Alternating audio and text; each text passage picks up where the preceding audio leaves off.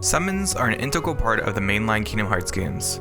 Summoning involves calling upon the power of various Disney characters to aid you in battle, usually foregoing your party members as you become a duo with the called character. The core mechanics subtly evolve throughout the games, and I wanted to make a video not only appreciating the animations and intricacies of these summons, but also diving into the mechanics of how the system has evolved throughout the franchise. I also want to do a bit of theorizing about how the system could look like in the future. Welcome to Breaking Down the Summons, a Kingdom Hearts retrospective. This is going to be a pretty lengthy video, so let's get started with the first game, Kingdom Hearts 1.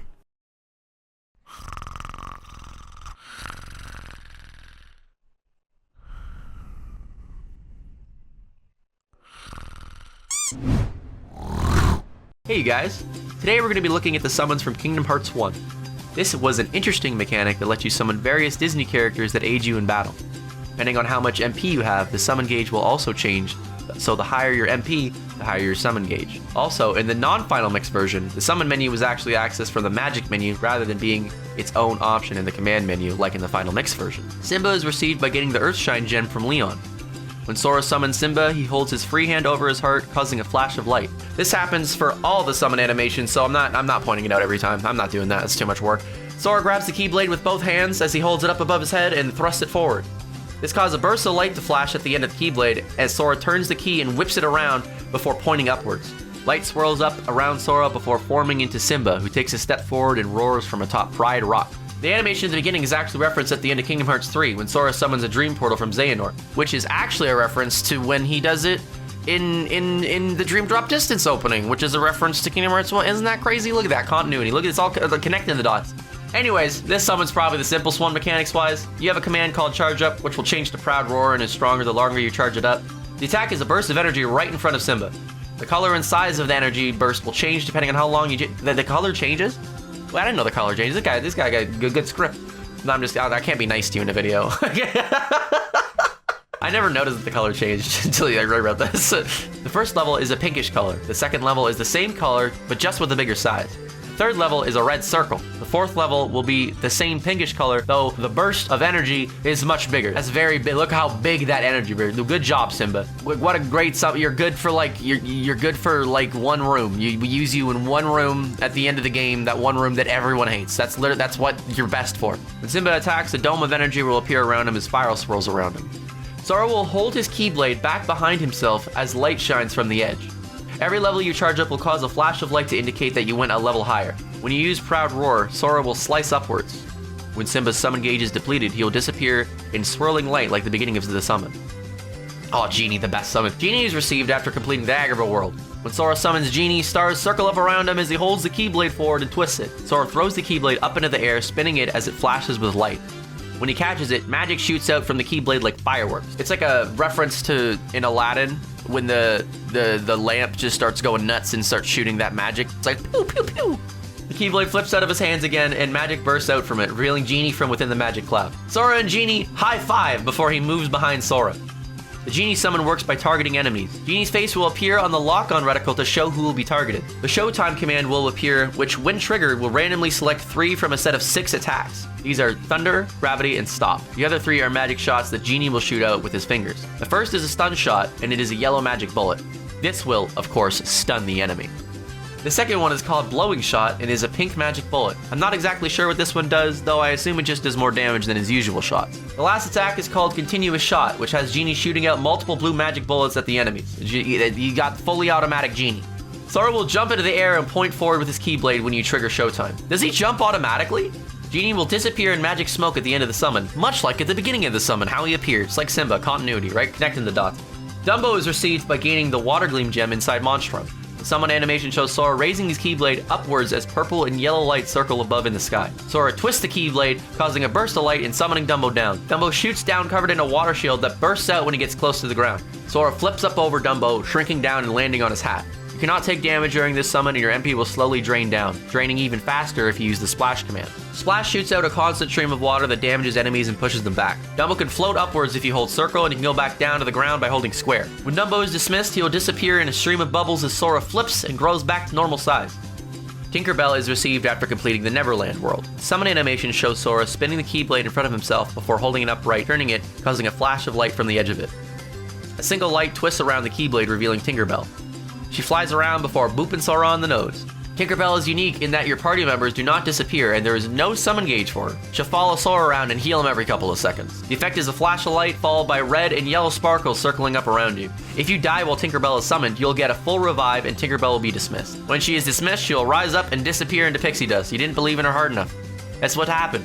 You didn't believe in her and she's gone now. Good job. Bambi is received by gaining the Nature Spark gem, which you get after finding the first set of torn pages for the Winnie the Pooh book. Sora holds his Keyblade down towards the ground before turning it, creating a flash of light. He spins and slices his Keyblade up, throwing out a drop of magic that creates a ripple in the ground. Flower petals circle a dome of magic before Bambi appears and starts prancing around Sora. Bambi doesn't have any commands actually, he'll just prance around the battlefield, drop MP orbs around you. He will teleport to you if you're too far away. Defeating enemies will make Bambi drop more orbs and will also fill the charge gauge.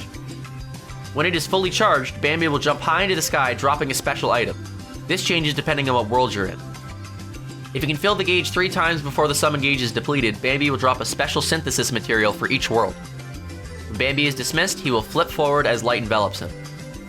Mushu is received by gaining the Fire Glow gem after defeating Dragon Maleficent. Dragon from a dragon. It's connecting the dots. Kingdom Hearts Reconnect.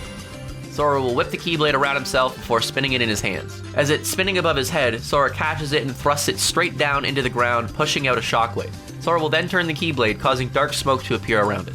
Dragon will appear in the smoke. Oh, scary. Look at Mushu. He's real scary. I am Mushu!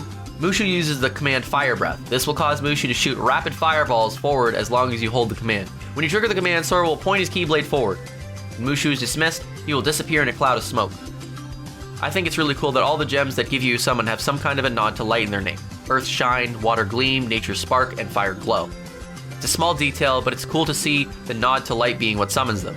Even the symbol on the menu beside the command shows that light is used to summon them. Another detail I wanted to point out is that when talking to the Fairy Godmother, she explains that these summon gems are what the characters turned into when their world was consumed by darkness. Their hearts were strong and their spirit turned into a gem when their world disappeared. Now this seems oddly similar to what happens to those who have a strong will in Kingdom Hearts 3. I really wonder if this is some kind of a nod to that world, seeing as how the Fairy Godmother knows so much about the final world in Melody of Memory. Also, if you're flying in Neverland and use a summon, Dumbo, Mushu, Genie, and Tinkerbell will stick around. The rest will disappear after you're in the air for too long. The last little note I wanted to make is that the backgrounds in some of the summon animations is similar to what happens when you summon the Mirage Tower in an enclosed area in Kingdom Hearts 3. I love the care and detail that Kingdom Hearts 3 took to pay homage to the original. I really like how this video turned out. Tatsu is one of the funniest people I know, and working together on that project was a blast. I did want to add some closing thoughts to this game's summon mechanics before we move on. I think this system ended up being one of the most broken just due to how easy it was to manipulate your MP to use these summons. Add to that the broken damage you can do with the 0 EXP damage saving, and you can dish out some pretty devastating damage. If you don't know how damage saving works, this changes your next summon or magic cast damage output after using a combo. There are many videos and resources that dive into the nuances of this, but the gist of it is do a combo, summon Mushu, then win. The fact that you have almost a seemingly endless supply and access to your summons makes it incredibly easy to spam. Naturally, the next evolution of this was to shift the resource for summons to something other than MP. This will be seen with the changes to come in Kingdom Hearts 2, though let's briefly touch on Chain of Memories first. Of course, I couldn't leave out Chain of Memories. Chain of Memories did not really evolve the summon capabilities due to its change in gameplay style.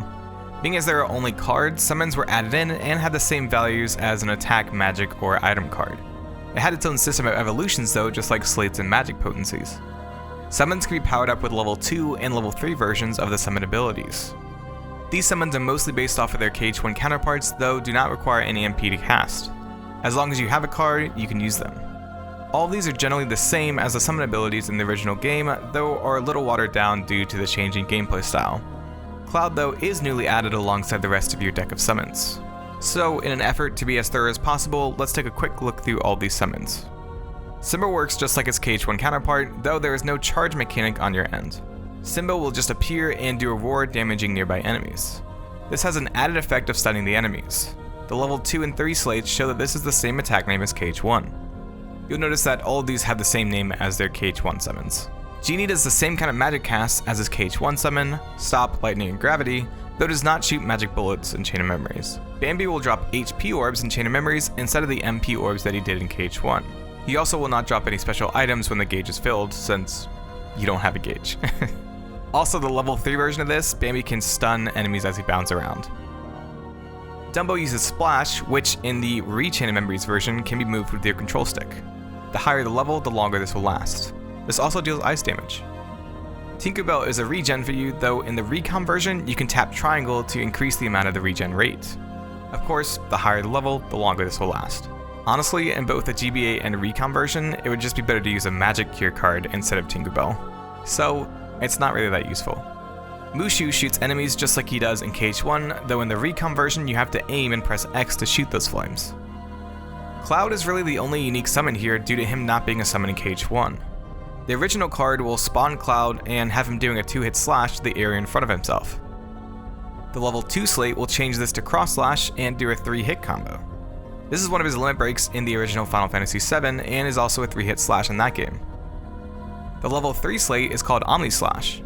In the GBA version, Cloud flies into the air arcing with yellow lightning as he dives down towards enemies to attack 3 times. In Recom, he will fly at enemies 5 times, though you have to follow up each attack with triangle to continue the attack. This is also a limit in Final Fantasy VII, though Cloud does a flurry of 15 attacks on random enemies before jumping into the air to end with a single powerful slice. And that is really it for the Chain of Memories summons. I didn't want to spend too much time in this piece due to there not being too much of an upgrade or evolution to these summons as opposed to their versions in KH1. It really does kind of just feel copy and pasted from KH1. Also, Chain of Memories kind of watered them down due to the limitations of the GBA and card system, so I feel like these were not used much because of how long they could last, alongside the susceptibility to 0 cards leaving you wide open for a counterattack. The first big evolution to summons would come with Kingdom Hearts 2, where it would shift away from an MP resource being tied to summons. This is the first real evolution of the summon system in the Kingdom Hearts franchise. For Kingdom Hearts 1, it became something extremely easy to spam due to how MP Rage worked, and as long as you had anywhere from 1 to 3 MP, you could summon one of these Disney characters to help you. Kingdom Hearts 2 decided to try to tie this mechanic with another resource besides the MP bar. They landed on the drive gauge as your resource for these 5 summons, costing 3 gauges to trigger. In Kingdom Hearts 1, there was different levels of MP that you needed to summon the different characters, and it could be a little confusing in the heat of battle to figure out why you could choose one and not the other. So, in Kingdom Hearts 2, they made all the summons the same amount of resources to use. They also changed the way that you leveled up your summons. In the original game, your summons would gain more time and power as you gained more MP, while in Kingdom Hearts 2, you could level up your summon gauge by actively using the summons, with each bar that went down adding a point to your summon experience, eventually leveling you up and increasing the amount of gauges you had for summons. So your summons started out with only 3 bars of drive gauge, and then you could level it up to 8 or 9. The icon symbolizing these summons is an orb of light, since when you summon a Disney character, Sora holds his heart and a flash of light appears around him. This is the same as KH1. In Kingdom Hearts 2, this nice little effect creates a kind of bubble around Sora. When you trigger a summon, the same kind of orbs of light appear on Sora just like with the drive form trigger. The summoned character appears on your HUD with these 2 symbols that appear on either side of the circle. I always found these to be pretty similar to some of the markings on Final Form Sora's outfit. I'm not sure what the significance of this is supposed to be, but I did want to point it out. Anyways, let's take a closer look at these summons. Chicken Little is the first summon you get with the baseball charm. This summon animation opens with Chicken Little running towards you and tripping before Sora hands him his glasses back and throws him up into the air. While he is running towards you, you can actually see the alien ships from the movie in the background. This is thought to have been a character added to promote the upcoming release of Chicken Little in Japan. Chicken Little has a number of different abilities. Whenever you or Chicken Little damage somebody, you will gain a little bit of health. There are 2 separate auto attacks that Chicken Little can throw out. The first is Fireworks, which will stun surrounding enemies. The other is a baseball that knocks the enemy up into the air towards Sora. Chicken Little can also do this powerful whistle, which brings all surrounding enemies towards him, leaving them stunned hanging in the air. There is an FPS mode that lets you use firecrackers and baseballs. The baseballs are just a spamming attack that'll damage the enemy, and fireworks work the same way as its auto attack, stunning the enemy. The command menu is Chicken Little in an egg, with parts of the command menu showing the hexagon patterns of the alien ships. There's also a healing ability Chicken Little can do if your health gets too low. So, if it's not obvious, this summon is all about defense and keeping you alive. If you're in a tight spot, this is one of the best ways to stay alive. Genie is your next summon and is received with a lamp charm. This opens with Sora shooting almost a flare-like signal to summon Genie. After this blast of light appears, Genie rockets on a screen before Sora tosses Keyblade over to him. Genie then measures out a replica with his tail and creates his own kind of lamp Keyblade.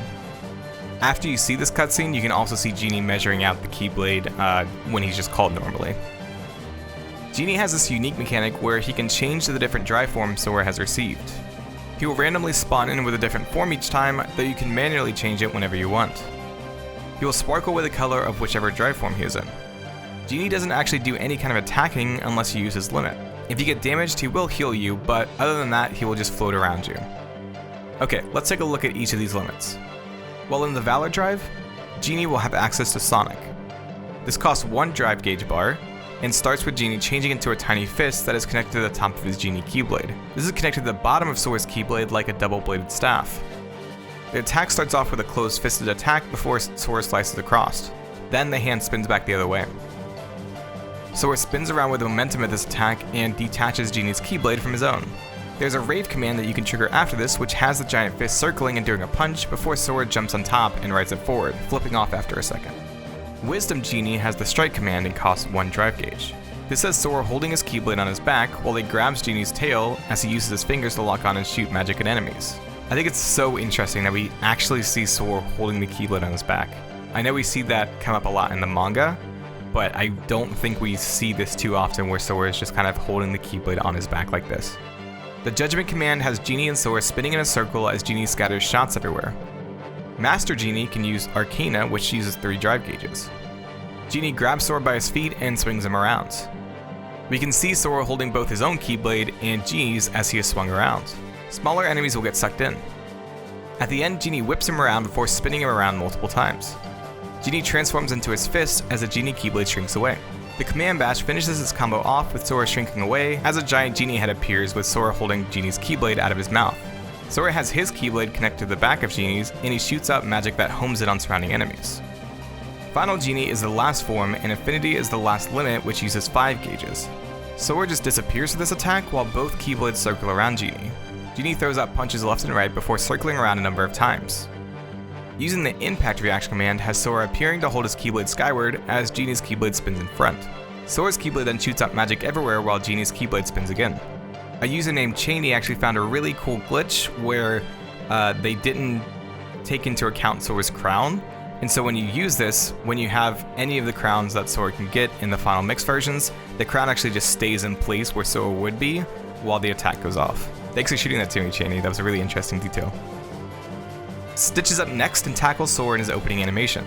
He slobbers all over Sora, seemingly excited to see him. Stitch is a relatively simple summon. He scuttles around the screen, deflecting incoming attacks with his blasters. He does a little taunt after blocking attacks. He can also occasionally shoot at enemies. If you use up all your MP or lose some health, Stitch will run over and slobber on your HUD, instantly restoring all of your MP or HP depending on what is needed. Stitch can also play his ukulele, which will stun enemies and drop HP orbs from them. Ohana is Stitch's limit, which has Sora jumping up on the screen. Using the shoot command has both Sora and Stitch shooting at enemies to damage them. Ukulele has Sora playing his Keyblade like a guitar with Stitch, which stuns enemies and drops HP orbs. Blast combines the 2 attacks with Stitch raining down bullets as Sora jams out. Sora catches Stitch at the end of the jam session, pointing his Keyblade at the screen. The command menu is Stitch's spaceship. It's also really interesting because at this point Sora hasn't met Stitch or know about Stitch, and the fact that Stitch is so friendly with him makes me think that Stitch's connection with Ven in Birth by Sleep has crossed over to Sora. Peter Pan is the last summon in your arsenal. This opens with Peter Pan flying up behind him, carrying him up into the air. Sora is less than excited by this. Tinkerbell then boops him on the nose. This is the only summon that incorporates the area that you're in before switching to a cutscene. Tinkerbell will periodically heal you during battle, and if you fall during battle, you will get a revive. Attacking an enemy will have Peter Pan swooping in to do a flurry of jabs with his knife. This can be incredibly broken against some of the enemies you encounter, most notably is Saïx or the Experiment, which you can stunlock pretty easily. Neverland is a limit here, which has Sora flying alongside Peter Pan. Tiny Fairy and the Flying Boy are your commands in this limit, and will cause Sora and Peter Pan to flip through the air as different memories from Kingdom Hearts 1 flash on the screen. This will also drag enemies into the air towards you. And that's really it for the summons in Kingdom Hearts 2.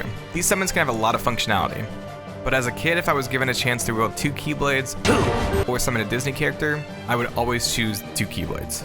I think a lot of people really didn't engage the summon system because of how they were intertwined with the drive system, the most popular thing about Kingdom Hearts 2. Moving forward, we would see a shift in how these summons were implemented. Birth by Sleep attempted this by having its own gauge just for summons. Let's take a look at the D-Link system. Now let's take a look at the dimension links in Birth by Sleep. These are summons, but instead of physically summoning characters, you summon their power, changing your command deck as well as your finishers. The D-Link gauge is what you use to summon these people. A nice touch is that the characters use the general summon animation, and it's probably where Sora got his summon animation from. Each D-Link can be leveled up twice by random Wayfinder drops by enemies while a D-Link is active. This increases the amount of battle commands you have, and when you hit your second level, the D-Link image will change and your finisher will evolve. Since most of the commands are not exactly unique animations, this breakdown will really be focused on the unique UI elements that change with each of the D-Links. The first set we will look at are the Wayfinder Trio. Ven's D-Link will change your command deck to Blasts of Wind attacks with a focus on quick attacks and magic. I like to think that this random freeze raid is a sick joke on the developer's part. You don't actually acquire freeze raid until the second level, which is when Ven dons his armor. The base level finisher is simply a variation of Ven's base finisher. This is the same across the other Wayfinders as well, so I won't point that out again. The second finisher is Air Dive, which is a variation of Ven's Stratosphere finisher. Successful button presses will have you spinning towards the enemy like a drill. After you do enough attacks or you miss a button, you will fly off into the sky. You have two skills in this D-Link. The first is Haste, which is shown off with a wing and is a nod to the spell in Final Fantasy, decreasing your wait time to attack again. In Birth by Sleep, this greatly increases the speed of your attacks. Auto Counter is your other skill and shows a twisting punch, and like the name implies, has you automatically counterattacking after you're sent flying. The command menu changes to show Ven's name, with the lines on the V and S having long strokes to give it a look of the text zooming forward. Green Wayfinders and a flash of light highlight the text every so often. Something pretty interesting about the Keyblade shown here is that it's actually flipped from the actual Keyblade, since the teeth are facing the wrong direction when looking at the handguard. I'll have the Keyblade on screen for reference to show what I'm talking about. Terra is up next and has a command deck that is focused on rushing attacks. Zero Gravity seems to be a pretty harsh contrast to Terra's ground and earth-based focus. I'll show off the base level finisher real quick before we move on to the level 2 finisher, Landbreaker. This lets you use a target reticle to shoot up rocks on the ground. This actually looks pretty similar to Terra's final finisher, Demolition, though he controls the rocks falling down from the air, while in the finisher for this D-Link, it's rocks that shoot up from the ground.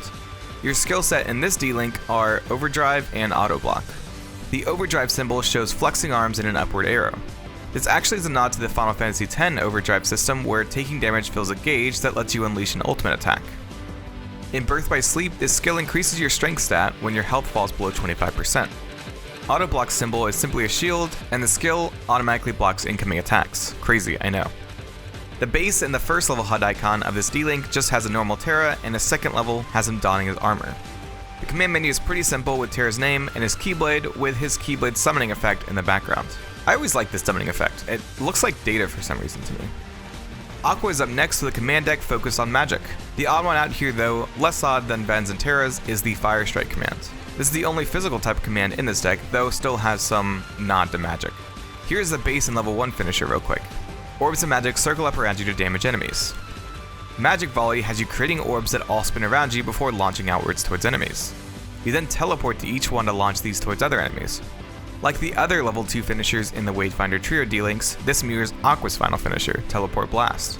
Your first skill in Aqua's D-Link is Magic Deflector and shows a kind of reflect effect similar to Aqua's guard ability. This has a 50% chance to just negate magic damage. Auto Life is another Final Fantasy homage and shows a green diamond symbol. Honestly, most of the D-Links in Birth by Sleep have some kind of nod to spells from Final Fantasy.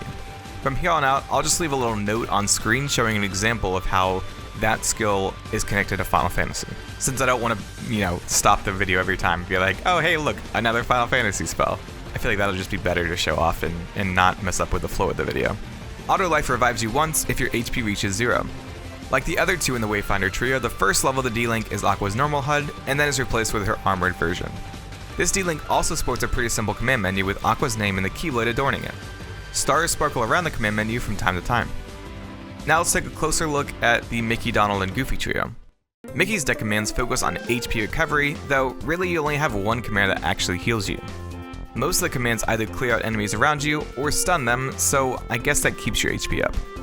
Sign of Faith is a unique command that triggers an arrow-esque attack that drags enemies into the air before they are pushed out by a flash of light. The first finisher is Light Charge, which alternates between two kinds of spinning attacks. This shows up again in Kingdom Hearts 3 actually, when Riku does a situation command attack with Mickey. Faith Charge is literally the same attack as Light Charge, except that now you're glowing with an aura of light, and you shoot out orbs of light with your strikes. There's also this Mickey head button combo you have to do while this is all going on. It covers the entire screen, so it's actually kind of hard to see what's going on if you're not actually focused on the attack. The two skills you have with Mickey are Auto Teleport, which gives you a chance to automatically dodge incoming hits, and Double EXP, which doubles all the experience points you get. These are identified by Mickey's broken Star Shard and the Star Seeker Keyblade. The base and first level of Mickey's D-Link have him in his apprentice clothes with the gray and white aesthetic.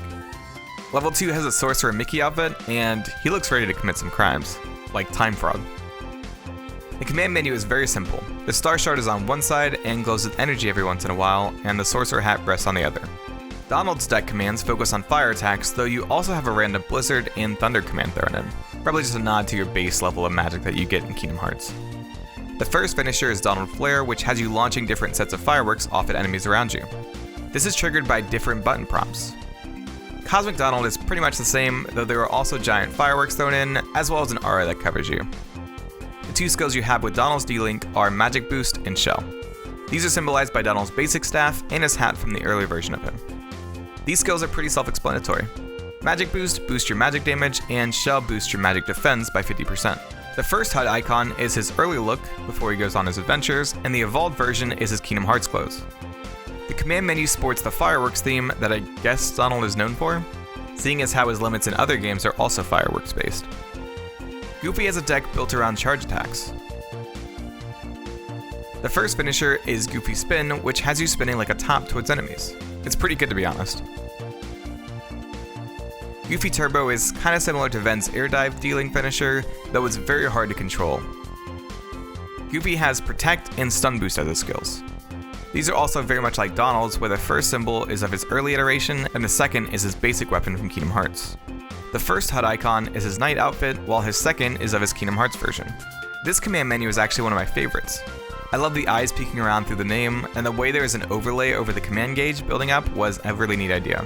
Also, for some reason, a Kingdom Hearts 2 shield appears here. This is the Adamant shield that you get from a shop in Twilight Town. Now let's move on to the more general D-Links. I will cover the good guys first before moving on to some of the villain D-Links. Snow White is the first D-Link we will look at. This is a command deck made up of unique moves for each of the dwarves. Really, it's just renamed commands from basic abilities. You have Sleep, Arrow, Strike Raid, Confetti, Mini, Warp, and Cure. Sweet Memory has the character sending forward a beam of light that sucks people up into the air. At first I thought these were hearts that were circling these pillars, but I think they're actually supposed to represent the dwarf hats.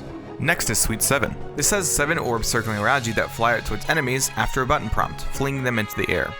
There are these crystal objects that also float around you, which I imagine is some nod to the dwarves' mining efforts. Both skills, Gauge Boost and Quick Load, impact your command deck. Gauge Boost increases the rate at which your command gauge fills, helping you pull off finishers more quickly. Quick Load reloads your commands more quickly. Both the symbols are animals to indicate Snow White's affinity with them. The HUD icons are a simple shot of Snow White for a base and level 1 D-Link, and a shot of Snow White about to bite into the poison apple in the second level. This command menu is much more dynamic than the previous ones, with the 7 dwarves caps all popping up behind a hill, with a blue bird and an apple with a bite out of it on the sides.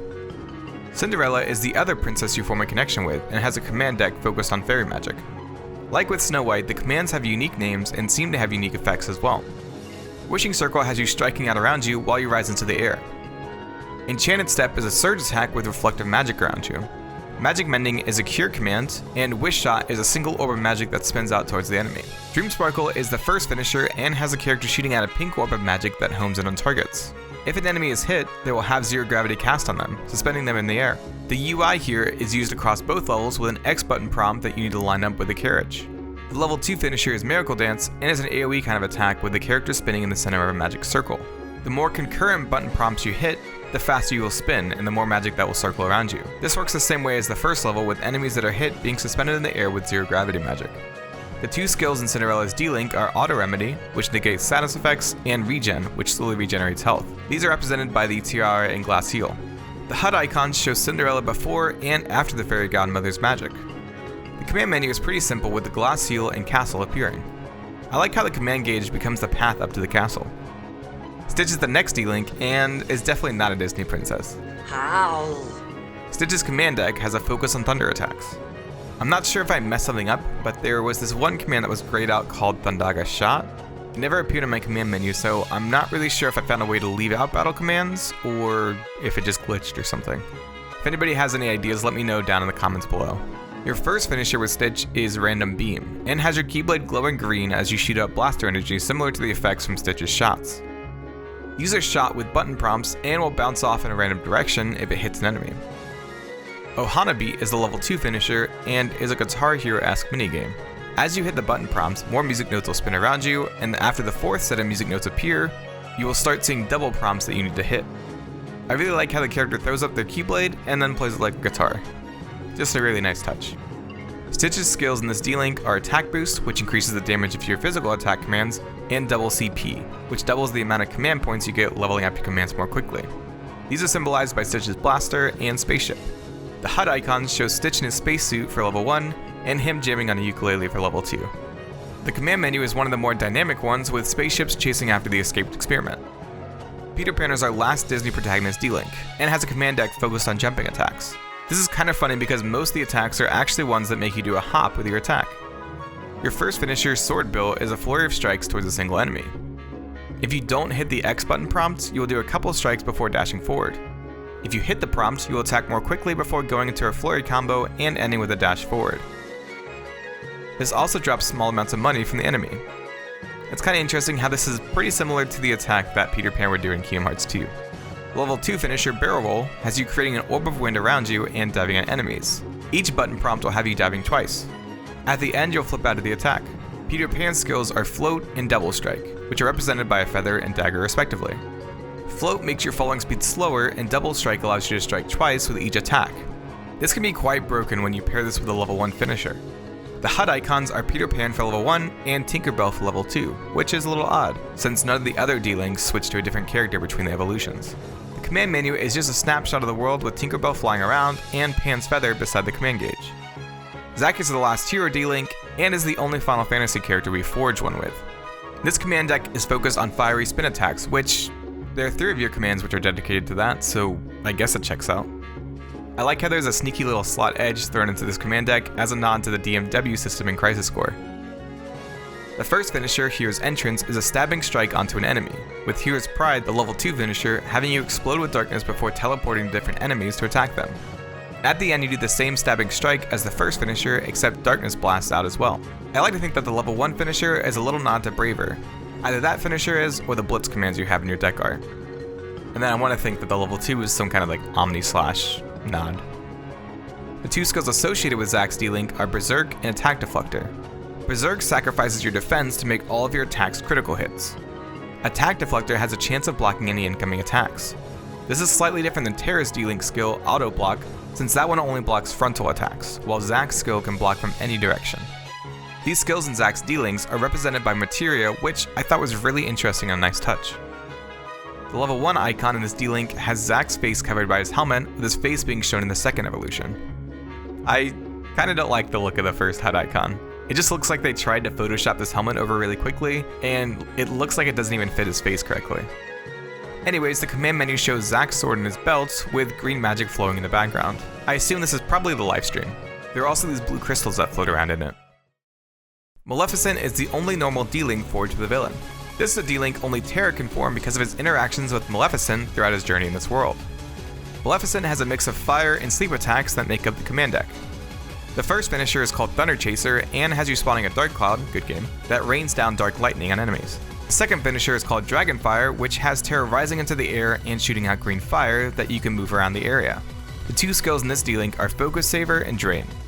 These are indicated by Maleficent's cane and crow. Focus Saver decreases the amount of focus gauge your shotlocks use, and Drain recovers your HP when you hit an enemy. The level 1 HUD is Maleficent, while the level 2 one is her dragon transformation. The command menu is one of my more favorite ones. It's simple but visually striking, with Dragon Maleficent breathing fire down upon the command deck. Pete is the last normal D-Link, and to get this you had to trigger him in a command board game and finish that command board. This took much longer than it should have when I was trying to get footage of this D-Link. Just wanted to vent about that, because it's all random and RNG, so it was very frustrating. This command deck is full of spin attacks that cause status effects. This seems to be a nod to the Rumble Rave finisher, since you spin around and hit enemies, kicking them up with your whirlwind. The aerial slam command is probably a nod to the first finisher, which is Fruit Shot, that has you swinging upwards and throwing the enemy into the air, and also spawning a pineapple. When the character hits the button prompt, you teleport above the fruit and send it rocketing around. Both these are also the names of the two minigames in Disney Town. The victory pose in the remix version actually replaced a taunt command in the original game. Taunt would force the enemy to attack, and victory pose triples your last gained EXP. Confetti makes your next attack a critical hit. The two skills in this D-Link are Money Plus and Steal.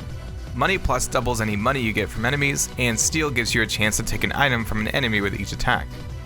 These symbols are Pete's emblems on his head and belt. The first HUD is of Pete's Captain Justice outfit, and the second is of his Captain Dark one. The command menu kinda gives me a headache. It has gears and the pinball parts from Pete's area in Disney Town, the lightning bolt from his Captain Justice outfit, part of his car, fruit from the Fruit Shot game, and Captain Dark's cape. It is so busy. Vanitas is the last D-Link in the game and is only triggered during Ben's final fight. It's kinda interesting that Aqua is the only one that didn't get her own character-specific D-Link. I wonder if that was something that was cut out. Anyways, Vanitas forcibly joins with Ven during the end of their fight and changes Ven's command deck. These commands are Dark Splicer and Dark Spiral. You also get access to a shot lock called Dark Link. Dark Splicer has you teleporting around Vanitas, slashing at him multiple times. You leave behind after images with each teleport. Dark Spiral is a Sonic Blade-esque attack with you dashing towards Vanitas 3 times. The shot lock Dark Link has you using these crystals of light that circle around you, that all coalesce into this one giant beam. It's honestly pretty cool to use a lot of Vanitas' own attacks against him, though with Ven putting his own light into the attacks. When you clash with the Vanitas and push him back, you will build up your command gauge. This gives you the finisher, Last Word, which has Ven zipping in all directions, slashing at the air and pushing up these crystals of light. He then spins in front of it while his Keyblade flies around him before throwing his Keyblade through these crystals as he brings it back to him and flies forward with the Keyblade still spinning in front of him. I know that was a lot, and I'll probably have it all slowed down on screen. It's an insanely fast finisher, but looks so cool when it's slowed down.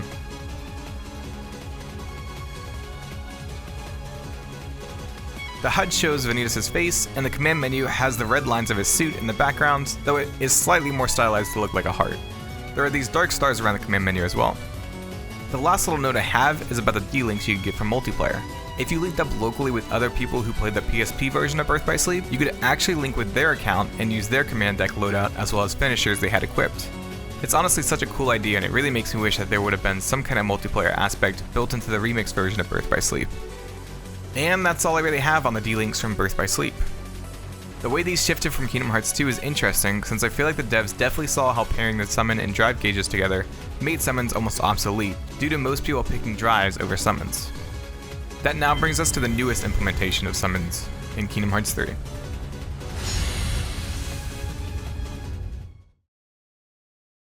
Links are accessible through a heart binder that Yen Sid gives Sora in the beginning. It's not quite clear if Sora picks up a new heart binder for every link or if they're all in the first heart binder that he receives, but this increases the power of Sora's connection with the various characters he summons. It's cool to see characters from previous games making another appearance, though it's strange that WreckIt Ralph is a summon since this is his first time being in the series. Anyways, it seems that each character is a type of element. Miyawa is air, Ralph is data, which could be an element I guess, Simba is fire, Stitch is electricity, and Ariel is water. If you go to your journal, you can actually get a better look at all of these characters except for Miyawa. When Sora uses these links, he uses a similar animation to Ventus when he is using D-Links. Anyways, that's enough background info, let's break down these links. The first link you receive is called Miyawa Balloon, and summons the Dream Eater Miyawa. The music changes to the Dream Eater theme from Dream Drop Distance as the Dream Eater appears. He bounces towards Sora, we can actually see Miyawa grow bigger after jumping off of Sora. They spin together, creating an arrow effect before Sora hops on top of the Dream Eater. The command menu changes to the link name and shows a stained glass Miyawa bouncing forwards as air and stars flow around the logo. There's also a tornado surrounding the Dream Eater as well as a stained glass symbol of a tornado. The commands in this link are Deflate Dash and Tornado Pounce. The way this link works centers around you jumping using Tornado Pounce and landing on enemies. This pounce is of course very reminiscent of the Miyawa's link from Dream Drop Distance. If you successfully land without hitting something above you or landing on an object, Miyawa will grow larger in size. If you hit something while jumping, the Dream Eater will deflate back to his base size. The larger the Miyawa is, the farther he will travel and do damage with Deflate Dash. Miyawa can inflate twice, which means you have 3 levels of this Dream Eater. You have the base size, large size, and super size. When using Tornado Pounce, Miyawa spins while rising to create an arrow effect, dragging enemies into a whirlwind. This makes it easier to land on them as well as keep them busy so they can't damage you. When you land from a pounce, clouds and orbs of light are spawned as well as a shockwave and pillars of light. The bigger you are, the larger the reach will be. Deflate Dash sends the Dream Eater flying using the air that the Miyawa saved up from his pounces. There are 3 levels of this. Like I said before, the bigger you are, the farther you'll go. If you're at your base size, you will only get pushed back a tiny bit, but if you use this dash with the other 2 sizes, you will go flying. If you are not surrounded by enemies, you will fly in a straight line, or as much of a straight line as you can. If you are around enemies though, the Dream Eater will home in on the targeted enemy. At the end of the 2nd and 3rd level dashes, Miyawa will do a spin, blowing air out in different directions to hit enemies. The finisher has Miyawa growing even bigger before popping like a balloon, which spawns tons of different Dream Eaters. These all bounce outwards, damaging enemies. The command menu changes to show a penguin and bat Dream Eater, as well as an inflated Miyawa. The stained glass tornado symbol also changes to a Dream Eater symbol, though another tornado symbol appears beside the penguin. Let's move on to the next link. 8-Bit Blast is the next link you receive and summons WreckIt Ralph. During the summoning sequence, bits of data fly up in front of Sora and create a portal to the Fix-It Felix Jr. game. If you slow it down, you can actually see that the bits of data are letters counting up, or going up in sequence, whatever you want to call it. Anyways, this portal spawns WreckIt Ralph, who falls to the ground. He stands up, picking Sora up on his shoulders. The block spawned below Ralph is random, as is the blocks that you can build in the menu on the bottom of the screen. The command menu shows Ralph in a stained glass form, and data blocks can be seen behind him. There's also a symbol depicting 0s and 1s beside Ralph. I won't keep saying stained glass because that's going to be on all of the command menus, and it'll probably get very annoying to hear me keep saying stained glass over and over again. Anyways, the commands in this link are build, jump, and rush. There's also another menu on the bottom of the screen that has 4 options. The menu looks like a stream of data, which is a nice detail. You can cycle through this menu with the D-pad. The main focus of this link is to build lights that stun the enemies and then finish them off by destroying the blocks and damaging enemies by the broken blocks. If an enemy gets stuck in the light of one of the blocks, they will be stunned and will have a data block effect on them. Also, while building blocks, you will damage enemies close to you. You can trigger the finish command at any time, which causes Ralph to jump and smash the first block that was spawned. The command menu during the finisher shows Ralph punching downwards, and the data blocks behind him are now broken apart. A symbol of a fist also appears beside Ralph. If you look at the blocks, the light actually shows the direction that the cannons on the block will shoot. So when Ralph hits the first block, the cannons shot out will make the blocks in range explode, and make the cannons on that block that is exploding shoot out as well. So it makes a chain reaction of sorts. You can actually see the shots being fired by each cannon on the build block, though it is kind of hard to see when everything is exploding. To make sure your blocks are in range, you need to build the blocks in the light of another block. You will know you built it right if the block glows a bluish color. If it is not in range, the block will still break apart and damage enemies, though it will not do as much damage. Also, you can go out of range of the beginning block. I thought that was pretty interesting that as soon as I left the area, my finish command grayed out. The jump command is good for placing blocks that shoot a beam downwards, as well as getting around the blocks that you have already built. The rush command is good for stunning enemies so that you can catch them in the light of the blocks. The last thing I'll point out is that people found that you could do massive damage to the Mother Gotho boss if you build your blocks up in a tower and finish right when the boss comes close. And I think that is it for this link. Let's move on to the next one. King's Flare is the next link you receive and summon Simba. Savannah Pride plays, which is the battle theme for the Pride Lands world in Kingdom Hearts 2. Flames circle Sora at the start of the summon before the screen whites out.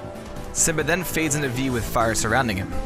The command menu shows a stained glass Simba, as well as a symbol of fire. Simba's mane flows in the wind and embers can be seen flying around the logo. There are 2 commands while in this link, Firaga Roar and Firaga Leap. Roar does an AoE attack spreading fire out around Simba. This pushes enemies back a bit and also stuns them. Usually you will have a cooldown of a second or 2 after using Roar, but if you keep moving in any direction, you will come out of the cooldown animation faster and will be able to get off more roars. The leap changes Simba into flames as he jumps, and when he hits the ground, air is pushed out. A fire effect also burns the ground. The finisher has Simba flipping into the air and spinning above the ground. You can actually see him disappear and an orb of light appears before fire burns everything in range. It reminds me of Mega Flare and is probably why this link is called King's Flare. The command menu changes to show flames bathed in the logo as well as Simba roaring. A symbol of a paw appears as well. Also, when Simba is idle, flames fly up from his head.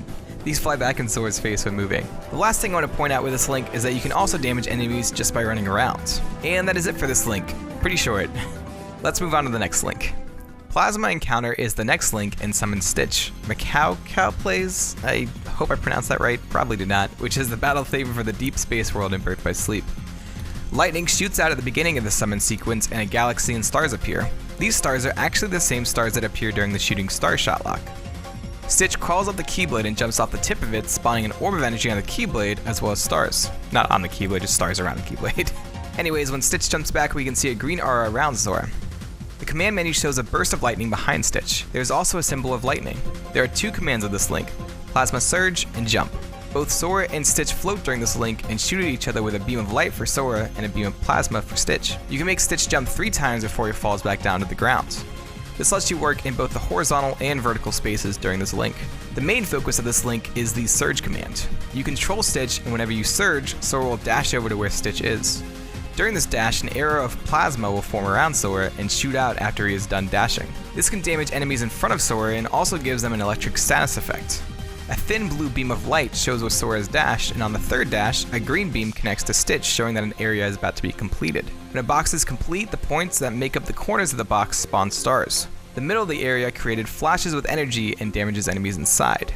After the flash, a blue area appears and stars can be seen inside the area. Plasma also now makes up the lines of the boxes after completing it. Enemies do not get damaged in the areas after the initial shock. The finisher shows Stitch and Sora shooting into the sky, which spawns meteorites that spin outwards, creating a galaxy in the sky. Sora calls down 5 blasts of plasma, which hit the different areas created before calling down a more powerful beam of plasma down on top of him and Stitch. You can see a beam coming from the Keyblade, and Sora's animations look similar to when he is casting magic. Stitch also shoots up with each beam of plasma that comes down. The area inside the boxes glows vibrantly during this final beam, and the corners of the areas change from stars to planets. Stars can also be seen falling from the sky. If no areas are completed before using the finisher, Sora will just call down the final beam down on him and Stitch. The command menu changes to plasma covering the logo and arcing to the stained glass symbols. Stitch pulls out his blasters with his 4 arms and shoots occasionally. A symbol of a blaster can be seen as well during the finisher. The last link we're going to be talking about is Sea Spectacle, and this summons Ariel. An adventure in Atlantica plays, which is the battle theme for the Atlantica world in Kingdom Hearts 1. Water swirls up around Sora, creating a shield of water that spins around him. Ariel appears out of the water and jumps over Sora's head and into the ground, creating a portal of water in the ground. Sora then dives in after her, creating another portal of water in the ground. The command menu shows Ariel with water splashing up behind her. A symbol of water is also seen in the logo. The commands for this link are Splash and Mermaid Dive. This link is all about timing your dives. Sora and Ariel will swap every time they dive into water, so when Sora dives down, the next dive command will show Ariel popping up into the air. Also, when you dive into a pool or jump out of one, it'll deal damage to enemies. Every time you sink into a pool of water, a ring of light closes in on that pool. If you time it right, you'll get an excellent rating and jump up extremely high. If you miss the timing, you will get a good rating and jump up moderately high. If you completely miss the dive command, you will jump up only a small distance. Depending on your timing, you will spawn a different type of pool. If you miss the timing, no pool will be spawned as you jump up. If you get a good rating, a green shining pool will be spawned, and if you get an excellent rating, a bigger pool is spawned that shines blue. The splash command is affected by the rating you get from your dives as well. If you get an excellent rating, you will shoot out shining streams of water. Each splash will spawn 3 shining streams of water. When they hit the ground, an orb of light is pushed out and ripples of water can be seen on the ground. For the other 2 ratings, you will also shoot out 3 streams of water, but these are less powerful and show music notes and a music staff for every stream. Also, while I'm talking about it, you cannot splash when you are underground. Anyways, the finisher shows Ariel and Sora backing up into each other before grabbing each other's hand and spinning around. Water spouts shoot up around them as they spin. The ratings also affect these spouts. An excellent rating will trigger these huge fountains of water with multiple streams shooting out beside them. Good ratings will just trigger a smaller version of this spout with smaller streams shooting out beside them. Sora and Ariel spin on a spout from a good rating regardless of what kind of pools you have made. Smaller jets of water will appear around as well during this finisher. You can use the finisher with no extra pools spawned, which gives a cleaner view and shows that these smaller spouts come up and surround Sora and Ariel during their dance. I think the excellent rating spouts will keep enemies caught in the water during the finisher, while the good rating spouts will just push enemies away. It's hard to say for certain though because the water gets in the way of seeing what is really going on. At the beginning of the finisher, the command menu shows Flounder and Sebastian jumping across the logo, and Ariel is now flipped around with her arms spread outwards. Bubbles fly up around the logo, and a stained glass symbol of a seashell can be seen. You can also see Ariel's tail moving during the finisher. And I think that is it for the links. There are a couple of things I wanted to talk about before I end the video though. The first thing I wanted to point out is that I believe the names of the links indicate what the finish command is called. I was clued into this when I noticed that King's Flare has a finish command that is similar to Mega Flare. Miyawa Balloon's finisher literally has Miyawa popping like a balloon and raining down G-meters on enemies. The other thing I want to talk about is why all the command menus have a stained glass look to them. It's odd to me that they chose that aesthetic, since in the Kingdom Hearts series, that is usually indicative of dreams, I think. Is Sora connecting to these links through the power of dreams? Kingdom Hearts 3 summons were not something I used far too often. The fact that you had to have a full MP bar made it a choice between using magic or summons, which half the time I'd already used some magic, so I would just cure instead of summon. Yes, they are incredibly broken, and a bunch of people have found some pretty incredible exploits. It's just the fact that you have to have a full MP bar that really turned me off from using it. Let's look at the future of summons. I imagine there will be further tweaking of this mechanic as we move forward in the franchise. Throughout these games, it seems pretty obvious that we won't just have a free mechanic where we don't have to use a resource. I think D-Links did it best, honestly. Something where it was only used for summons rather than splitting your choices between two different mechanics. I would love to see some kind of resource that is only used to call forth a summon. That could be some kind of bar, or it could even be an item. Like, I think just having an item be a consumable to call forth a summon might be something that they could do. Another idea could be like a resource gauge that builds during combat. This happens occasionally in Final Fantasy games where you will build up some resource either through doing damage or taking damage, which then allows you to turn around and do a devastating attack or summon. That's what I would like to see for Kingdom Hearts 4 if they do include summons. I think Kingdom Hearts 3 made a great step in the right direction, with some of the summons having tricks and gimmicks rather than just being another damage button. So I hope that with Kingdom Hearts 4 that we get more of that innovation of like, okay, here's a summon, now we have to do some kind of mechanic to really get the most out of this summon attack. But that's just my thoughts. What would you like to see in Kingdom Hearts 4? Let me know in the comments down below. I hope you enjoyed this retrospective on the summons in Kingdom Hearts. This has been a huge undertaking. I was actually not quite expecting it to be as insane as it was, but I really hope you enjoyed it. It's my first kind of foray into more so talking about how the mechanics are at play rather than just talking about the animations themselves. So if there's anything I missed or something that you think would be better to focus on, let me know. I'm working on one for the forms throughout the series, such as drives, command styles, and form changes, and how that system has evolved over the course of the series. So look forward to that. I'm also trying to do a video on the psychology of Sora and a host of other videos appreciating the animations of various games like Final Fantasy XIV. If any of that sounds interesting, why not consider subscribing? And if you appreciate my work, why not support me by joining my channel members or my Patreon? It helps me out a ton and lets me focus on these bigger videos without stressing about the channel. I think this is the standard that I want to set for my videos, and just having like more video essay type stuff and just being a more cohesive video rather than just kind of cut up videos. Anyways, a huge thank you to my patrons and channel members. They'll be on screen right now. I really appreciate their support, especially as I've been shifting in this kind of content.